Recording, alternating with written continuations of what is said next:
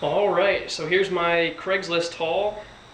I picked up this, I think it's honestly a vintage Danforth 22S fluke style anchor here, as well as about 100 feet of, I think it's half-inch nylon rode. I think they're 12-inch fenders here. And then also some additional lines that the Craigslist seller threw in for free. So in one of my previous videos, I might have mentioned that the 376 came with a Bruce/claw anchor, which doesn't perform that well in mud. So I was going to purchase a new fluke style anchor like this one here, but they were actually pretty expensive, you know, for like a name brand, a good one. And I figured, why not check Craigslist, see if anyone's selling anything locally. So I actually picked up the anchor and the about 100 feet of road there. That was $69, and he threw in the three 12-inch fenders here. They're tailor-made fenders, so they are you know, pretty decent quality, for $20 total, which I thought was a pretty good deal. Turns out that he's actually an Annapolis native, and he's spent the last 30 years or so in the Annapolis area, which was actually pretty surprising. And he seems like a super good contact to have for Sydney and I, since we're going to be liveaboards.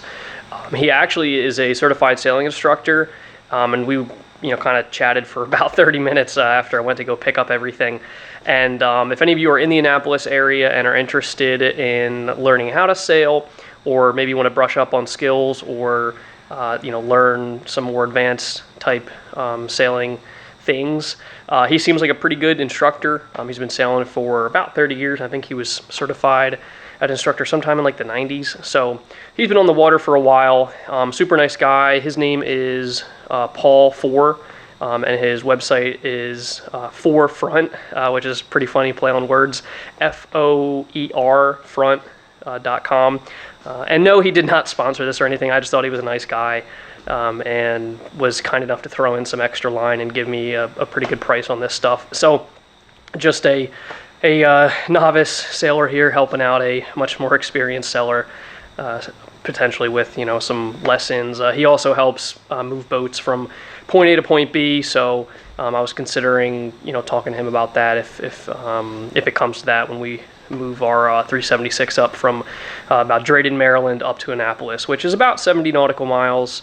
So it is possible that we'll talk with him about that.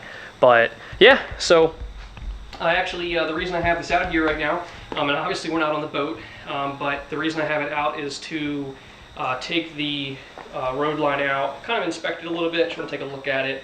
And then I also want to spray paint it at each 10-foot marker, just so I know exactly how much line I'm putting out, because I am going to be manually putting the line out by hand, which is going to be fun, because the boat currently does not have a windlass.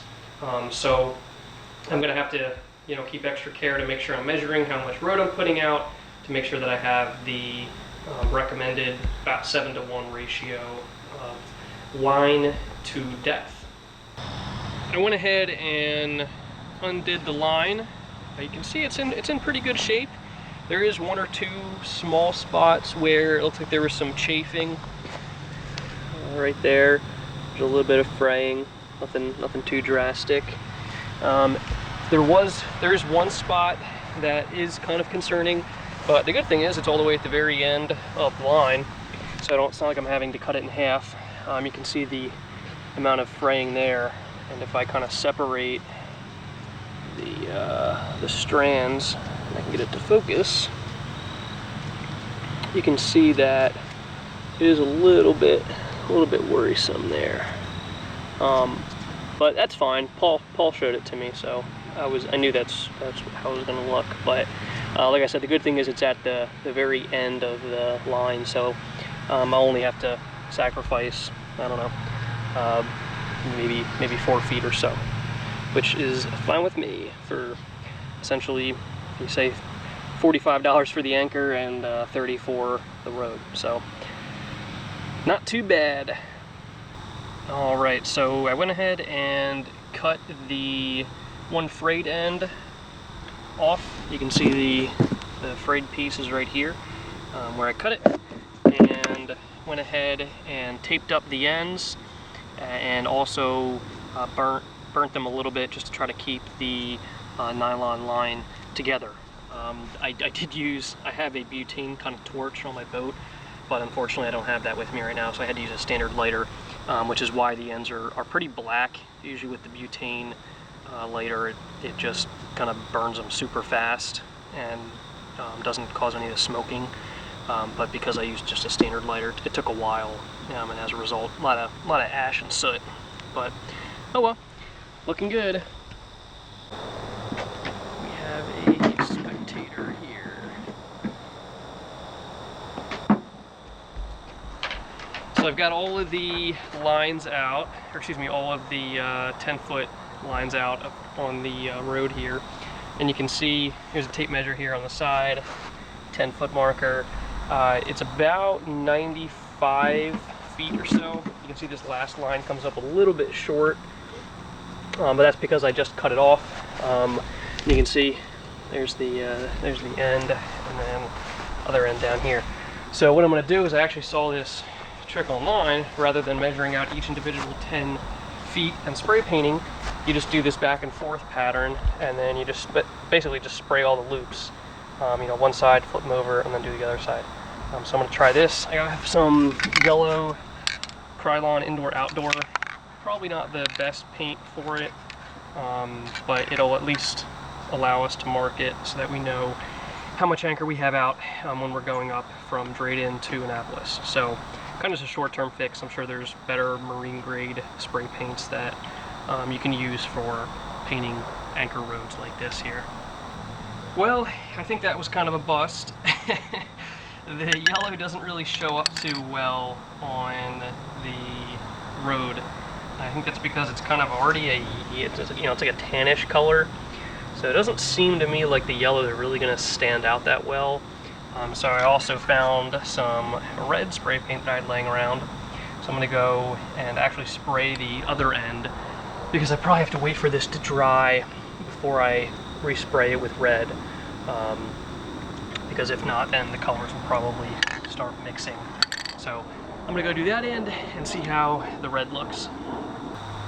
There we go. That is a lot more apparent than the yellow spray paint. This is the side that was originally painted yellow. You can see the yellow there on the edge of the box. And then I went ahead and also painted the other ends down here. I did look up online after I'd already painted to see if spray paint weakens nylon lines. The consensus online is that it does not weaken the nylon lines. However, for whatever reason you all have information or articles that point to a different answer, then no, it does not weaken them, feel free to let me know. I definitely should have looked that up before I started spray painting, but I didn't really think about it till halfway through. And it seems like we'll be okay with spray painting them, at least off of a couple of the forums that I read online. Well, there we have it. You can see they're pretty much dry. I just took them off the grass to see what they looked like without the red background. But I mean, if some of the paint comes off the grass, no big deal. They don't have to be perfect. And here's the other end. So looking pretty good in my opinion.